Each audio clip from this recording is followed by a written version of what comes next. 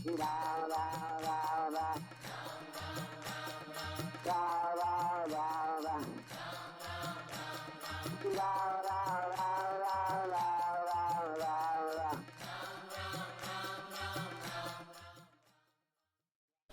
एक पल के लिए अपनी आंखें बंद करें और एक ऐसे जीवन की कल्पना करें जो किसी पॉप अप की तरह है। अनंत काल के इस विशाल विस्तार अस्तित्व में सतरंगी रंगों के बुलबुले की एक छोटी सी चमकती हुई झलक, और फिर पॉप, और सब गायब।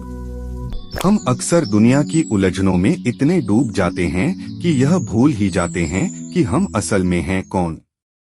बल्कि हम में से ज्यादातर लोग तो पहले ही भूल चुके हैं कि हमारा अस्तित्व क्या है, और कुछ लोग अपनी जिंदगी के मायने और इस धरती पर अपने अनुभवों की तलाश करने का निर्णय करते हैं। हाल ही में मैं एक ऐसी पुस्तक की ओर दोबारा मुड़ा जो कागज, स्याही और तस्वीरों से कहीं बढ़कर है। यह 400 पन्नों का एक आईना है। इस पुस्तक का नाम है बीइंग रामदास। इसे खुद रामदास और उनके जीवन भर के मित्र रामेश्वर दास ने लिखा है।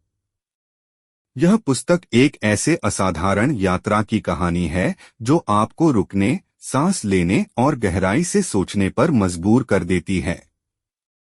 यह एक ऐसे इंसान की कहानी है जिसने बुद्धि और सफलता के शिखर से लेकर हृदय की गहराइयों तक का सफर तय किया, और हमें याद दिलाया कि भले ही हमारे शरीर अस्थायी हैं, लेकिन हम असल में शाश्वत हैं।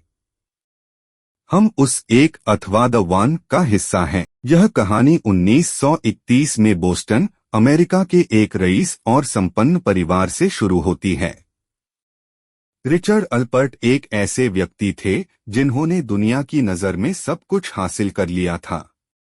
उनके पास स्टैनफोर्ड विश्वविद्यालय की डिग्रियां थीं और वे हार्वर्ड विश्वविद्यालय के एक प्रतिष्ठित प्रोफेसर बन गए थे। उनके पास पायलट का लाइसेंस था, महंगी गाड़ियां थीं और अकादमिक जगत में उनका बड़ा सम्मान था। लेकिन डॉक्टर ऑफ फिलॉसफी और आइवी लीग जैसे बड़े नामों के पीछे एक खालीपन था। वे बुद्धिमत्ता के तो गुरु थे, लेकिन खुद के स्वयं अथवा द सेल्फ से बिल्कुल अनजान थे। वे सीख तो रहे थे, लेकिन उन्होंने अभी तक अनसीखने अथवा अनलर्निंग का वह कठिन काम शुरू नहीं किया था। वे बस एक किरदार निभा रहे थे और किसी ऐसी घटना का इंतजार कर रहे थे जो उनके इस मुखौटे को चकनाचूर कर दे। वह बदलाव 1960 के दशक की शुरुआत में आया। अपने सहयोगी टिमोथी लीरी के साथ मिलकर रिचर्ड ने एलएसडी को जाना।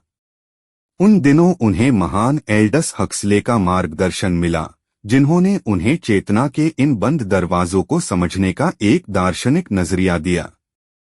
रिचर्ड और टिमोथी ने आत्मा की गहराइयों को टटोलना शुरू किया, लेकिन उनके इन प्रयोगों की वजह से 1963 में उन्हें हार्वर्ड से निकाल दिया गया। जहां दुनिया इसे एक घोटाला मान रही थी, वहीं रिचर्ड को इसमें एक स्वतंत्रता महसूस हुई। उन्हें एहसास हुआ कि रसायनों ने उन्हें ईश्वर की एक झलक तो दिखा दी, लेकिन उनके पास उस परमानंद में हमेशा के लिए रहने की चाबी नहीं थी। वे अपने असली घर का रास्ता खोजने के लिए स्वतंत्र हो गए थे। वे उस एक की एकता में लगातार जीना चाहते थे। 1967 में रिचर्ड की खोज उन्हें भारत ले आई।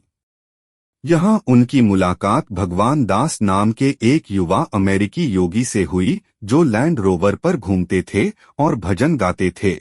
भगवान दास वह आईना बने जिसकी रिचर्ड को जरूरत थी। उन्होंने एक ऐसे इंसान को देखा जो सिर्फ अध्यात्म की बातें नहीं कर रहा था, बल्कि उसे जी रहा था। दोनों ने भारत की धूल भरी सड़कों पर एक साथ यात्रा की। भगवान दास उस उलझे हुए प्रोफेसर को एक ऐसी मंजिल की ओर ले जा रहे थे जिसका नाम रिचर्ड को अभी तक नहीं पता था। हर गुजरते मील के साथ उनका पश्चिमी अहंकार उतरता जा रहा था और वे एक ऐसी मुलाकात के लिए तैयार हो रहे थे जो उन्हें हमेशा के लिए बदल देने वाली थी।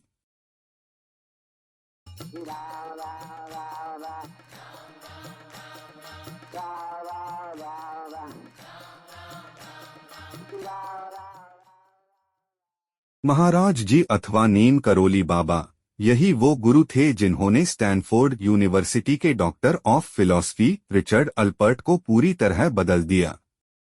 तीव्र कृपा अथवा फियर्स ग्रेस के एक ही क्षण में महाराज जी ने रिचर्ड की दिवंगत मां के बारे में वो निजी विचार पढ़ लिए जो भारत में कोई नहीं जान सकता था।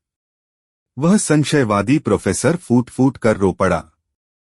महाराज जी ने उन्हें एक नया नाम दिया, रामदास, जिसका अर्थ है भगवान राम का सेवक।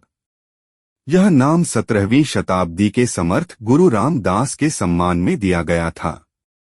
उन्हें उपदेश दिया गया, सबसे प्रेम करो, सबकी सेवा करो और ईश्वर को सदैव याद रखो। हार्वर्ड के प्रोफेसर रिचर्ड अल्पर्ट जा चुके थे और महाराज जी के शिष्य रामदास का जन्म हो चुका था। रामदास के इस बदलाव में एक शख्स सबसे विशेष था, कृष्ण कुमार साह अथवा के। हिमालय की तलहटी में स्थित नैनीताल में के ने ही भटकते हुए रिचर्ड का अपने घर में स्वागत किया था। के ने एक सेतु का काम किया जो भाषा और अध्यात्म दोनों के अनुवादक बने।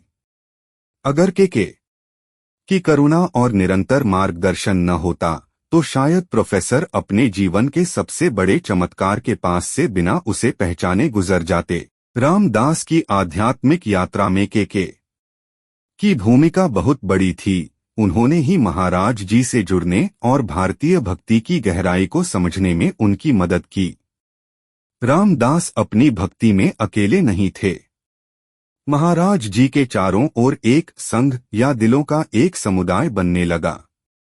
उनके साथ कृष्णदास जुड़े, जिन्होंने आगे चलकर पश्चिमी देशों में कीर्तन की अलख जगाई, और लैरी ब्रिलियंट, एक युवा डॉक्टर जिन्हें महाराज जी ने भारत से चेचक को खत्म करने में मदद करने का निर्देश दिया। यहाँ तक कि मनोवैज्ञानिक डैनियल गोलमैन भी इस दायरे से प्रभावित हुए। यह उन पश्चिमी लोगों का समूह था जिन्हें पूर्वी प्रेम नया जीवन दे रहा था। वे सीख रहे थे कि सबसे बड़ी बुद्धि किसी किताब में नहीं बल्कि एक सिद्ध गुरु की उपस्थिति में मिलती है। जब रामदास वापस पश्चिम लौटे तो वे एक ऐसा संदेश लेकर गए जिसने दुनिया बदल दी, बी हियर नाउ अथवा अभी यहीं रहो।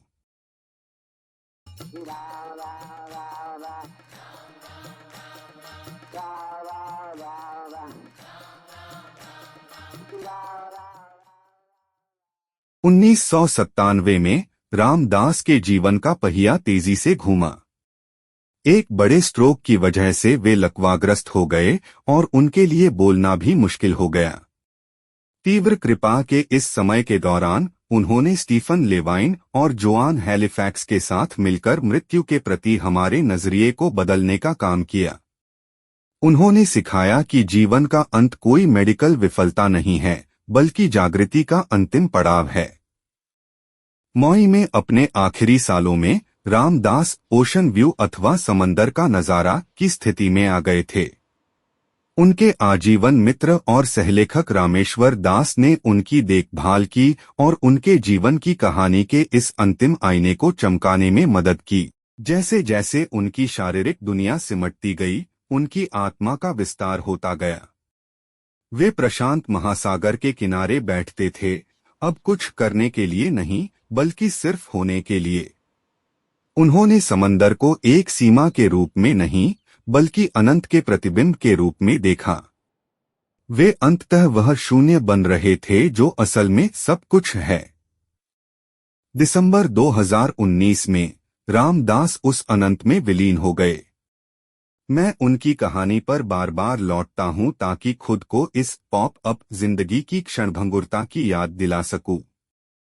रिचर्ड अल्पर्ट से ईश्वर के सेवक बनने तक का रामदास का सफर हमें याद दिलाता है कि हम सबको अनसीखने अथवा अनलर्निंग का अधिकार है। हमें उन भूमिकाओं को छोड़ देने का अधिकार है जो अब हम पर फिट नहीं बैठती।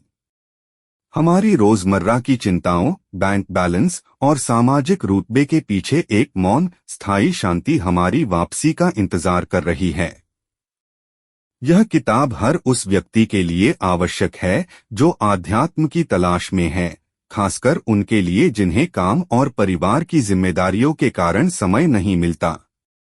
अंत में, जब हम वापस अपनी दुनिया में जाएं, तो महाराज जी के उस सरल आदेश को याद रखें, सबसे प्रेम करो, सबकी सेवा करो और ईश्वर को सदैव याद रखो। हम सब बस एक दूसरे को मूल सेवानिवृत्ति गृह तक पहुंचा रहे हैं। अगली बार तक बस यहीं अभी रहो।